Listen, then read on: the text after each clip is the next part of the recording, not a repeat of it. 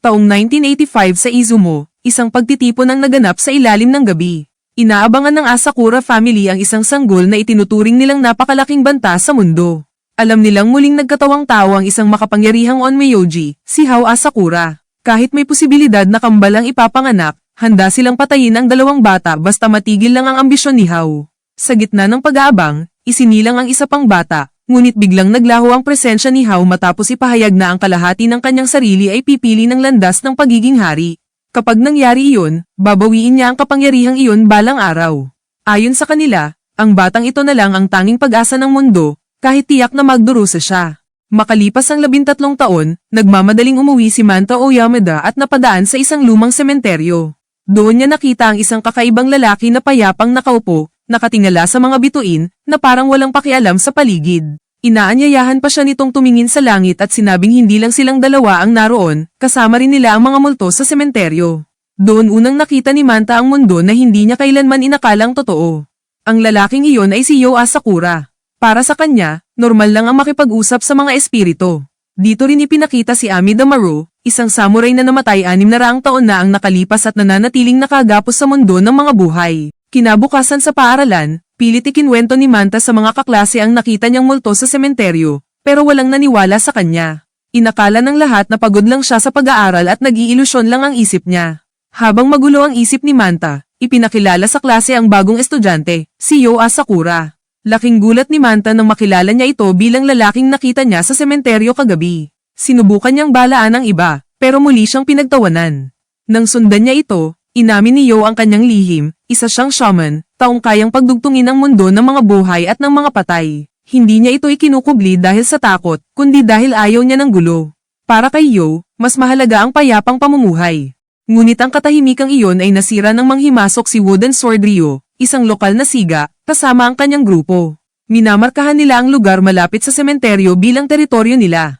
Nang binastos ni Ryo ang puntod ni Amida Maru at winasak pa ang lapida nito, nagising ang galit ng samurai. Sa harap ng panganib, pinili ni Yo na tumindig. Hindi siya malakas sa pisikal, ngunit may kasama siyang mas makapangyarihan. Pinayagan niyang ang espiritu ni Amida Maru ay pumasok sa kanyang katawan, isang teknik na tinatawag na spirit integration. Sa sandaling iyon, nagbago ang presensya ni Yo. Ang kilos, lakas, at espada ay naging kay Amida Maru.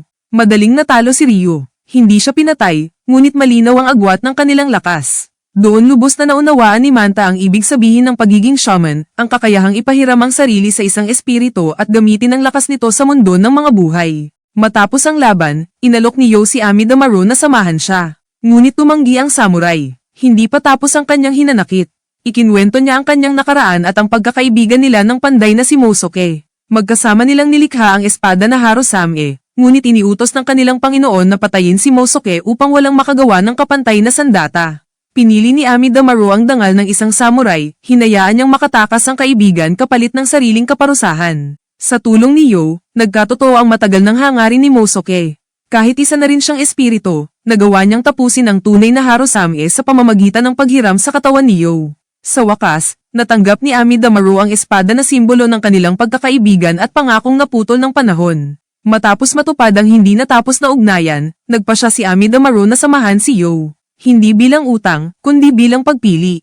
Doon nagsimula ang paglalakbay ni Yo Asakura, isang shaman na hindi naghahangad ng kapangyarihan para mangibabaw, kundi para makipagkaibigan sa mga espiritong hindi pa makatawid sa kabilang mundo, at balang araw, maging Shaman King. Muling nagkwento si Manta tungkol sa gabing binago ang pananaw niya sa mundo, ang gabing nakilala niya si Yo Asakura sa isang sementeryo.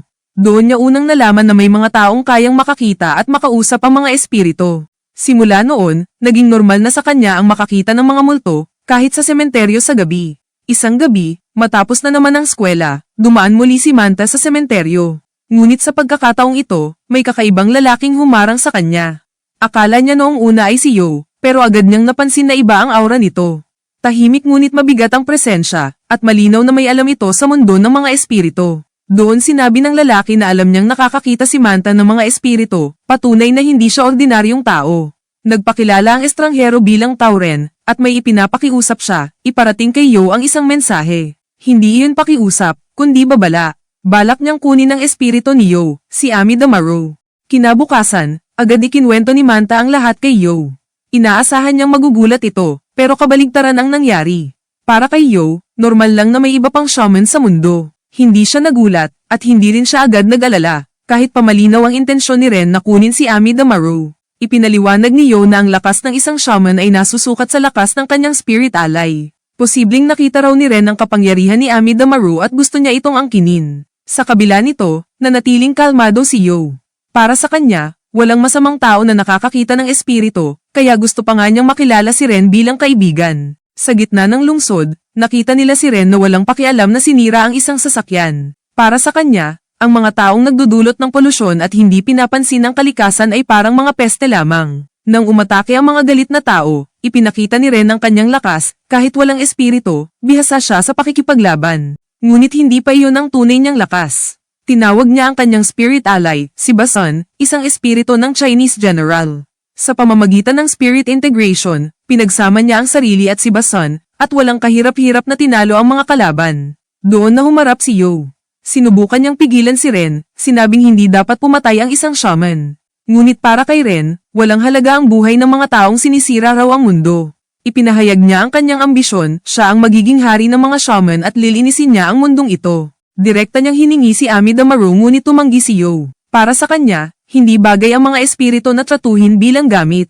Kaibigan niya si Ami Damaru, hindi kasangkapan. Doon nagbanggaan ng dalawang paniniwala. Para kay Ren, ang espiritu ay sandata na dapat kontrolin. Para kay Yo, ito ay kaibigan na dapat igalang. At doon, nagsimula ang labanan. Sa una, tila tabla ang laban, pero unti-unting lumamang si Ren. Ipinakita niya ang 100% integration, isang antas kung saan lubos na nagagamit ang kapangyarihan ng espiritu sa pamamagitan ng ganap na pagkontrol.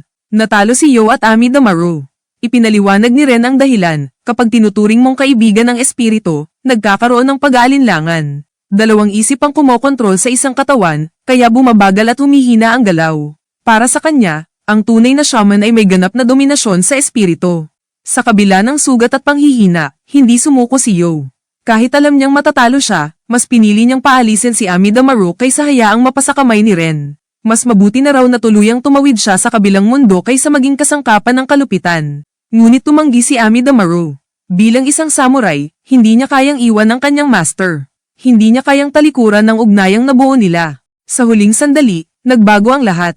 Sa halip na kontrolin, nagkaroon ng ganap na pagkakasundo ang isip ni Yo at Ami Damaru.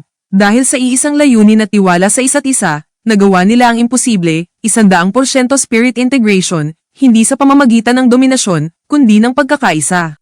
Sa isang malakas na atake, ang Amida-style Halo Blade, tuluyang natalo si Ren.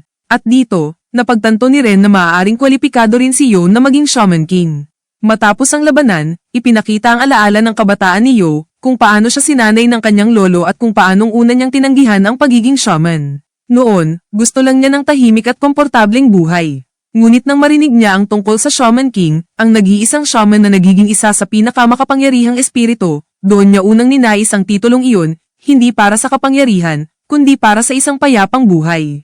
Nagising siya sa ospital, at bago pa makabawi, dumating si Ana, isang itako at nagpakilalang mapapangasawa ni Yo, hudyat ng mas magulong buhay na paparating.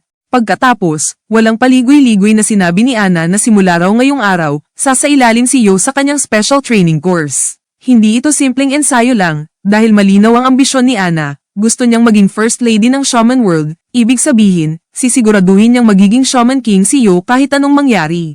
Ipinakilala ni Ana ang sarili bilang isang itako na sinanay mismo ng lola ni Yo. Ang kakayahan niya ay channeling, kaya niyang kausapin at tawagin ng mga espiritu kahit nasaan man siya. Sa tulong ng mga espiritu sa Funbury Hill, alam niya ang lahat tungkol kay Yo. Hindi nagustuhan ni Manta ang ugali ni Ana, lalo na nang utusan siyang bumili ng juice. Pero malinaw kay Ana na wala siyang balak makipagkompromiso. Para sa kanya, malinaw ang utos ng magiging asawa ng Shaman King. Kalaunan, ipinaliwanag ni Yo na galing siya sa mahabang linya ng mga shaman at napagkasunduan na ng kanilang pamilya ang kasal nila ni Ana para mapanatili ang bloodline. Hindi lingid kay Ana ang panganib na paparating, ang Shaman Fight, isang pandaigdigang labanan kung saan magtitipon ang pinakamalalakas na shaman sa mundo para kunin ang trono ng Shaman King. Dahil dito, naniniwala siyang hindi sapat ang kasalukuyang lakas at ugali ni Yo. Dito na nagsimula ang impyernong training. Pinilit ni Ana si Yo na palakasin ang katawan at tibay niya, dahil ang spirit integration ay hindi lang tungkol sa espiritu, kailangan ding kayanin ng katawan ang buong lakas nito. Para kay Yo, ang paaralan na lang ang natitirang pahinga niya, Pero kahit doon ay sinusundan pa rin siya ni Ana. Pagkatapos nalipat ang eksena nang makatanggap sila ng libreng tiket sa isang lumang pelikula tungkol kay Lee Pyron, isang alamat sa mundo ng martial arts na lumikha ng sarili niyang estilo, ang Dao Dan Do. Ayon sa kwento, namatay si Pyron ng misteryoso at nawala pa ang kanyang bangkay, dahilan para lalo siyang maging alamat. Habang naglalakad pa uwi, hinarap sila ng isang dalagitang shaman mula China, si Tao Jun, isang Daoshi. Maayos niyang hiniling na ibigay ni Yo ang espiritu ni Amidamaru para sa kapatid niyang si Ren. Tumanggi si Yo, at dito nagsimula ang laban. Ipinakita ni Jun ang kanyang kapangyarihan sa pamamagitan ng paggamit ng mga talisman. Tinawag niya ang Jiangxi ni Lee Pyron, ang mismong patay na katawan ng alamat na pinapasok ng kanyang espiritu. Para sa pamilya Tao, ang mga espiritu ay sandata lamang. Galit na galit si Yo sa ganitong pagtrato. Kahit halos wala siyang laban-laban sa lakas ni Pyron, hindi siya sumuko. Sa gitna ng labanan, napagtanto ni Yo na hindi kayang kontrolin ng talisman ang puso ng isang espiritu. Dahil dito, nagsimulang magpakita ng emosyon si Pyron, umiiyak siya. Habang papatayin na sana si Yo, hindi pa rin kumilos si Ana. Para sa kanya, ito ay pagsubok na kailangang lampasan ni Yo. Nang halos matalo na si Yo, kumilos si Manta. Kahit natatakot at walang lakas, humingi siya ng tulong kay Wooden Sword Ryo at nakuha ang kanyang kahoy na espada. Sugatan ngunit determinado, ibinigay ni Manta ang espada kay Yo, hindi dahil sa lakas, kundi dahil sa pagkakaibigan. Sa sandaling iyon, ginamit ni Amidamaru ang isang lihim na teknik. Sa pamamagitan ng kahoy na espada at taos-pusong pagkakaisa, napalaya nila ang kaluluwa ni Lee Pyron mula sa kontrol ng talisman. Tumigil ang laban, at muling nagkamalay si Pyron, nalilito, nanginginig, at sakalang napagtantong patay na pala siya. Nang tuluyang mawala ng kontrol si Tao Jun kay Pyron, nagwala ang espiritu at tuluyang nilamon ng kanyang galit. Doon na nakialam si Ana. Sa gitna ng kaguluhan, binatikos ni Ana si Tao Jun, ang kawalan niya ng responsibilidad bilang shaman ang dahilan kung bakit naghimagsik ang kanyang spirit ally. Bilang isang itako, tinawag niya ang espiritu ng dating guro ni Pyron, si Shamon, at pinasok ito sa katawan ni Yo. Sa muling pagkikita, pinakalma ni Shamon ang kanyang estudyante at ipinaalala ang tunay na diwa ng Dao Dan Do, isang sining na hindi para sa galit o paghihiganti, kundi para sa pagtulong sa kapwa. Unti-unting nawala ang puot ni Lee, at napalaya ang kanyang kaluluwa mula sa sumpa. Bumalik ang tunay niyang anyo, at nagpasalamat siya kay Yo at sa kanyang guro. Sa huli, tinanggap ni Tao Jun ang kanyang pagkakamali at pinalaya si Pyron. Pinili ni Lee Pyron na manatili sa mundo, hindi bilang sandata, kundi bilang isang mandirigmang magpapatuloy sa kanyang pangarap.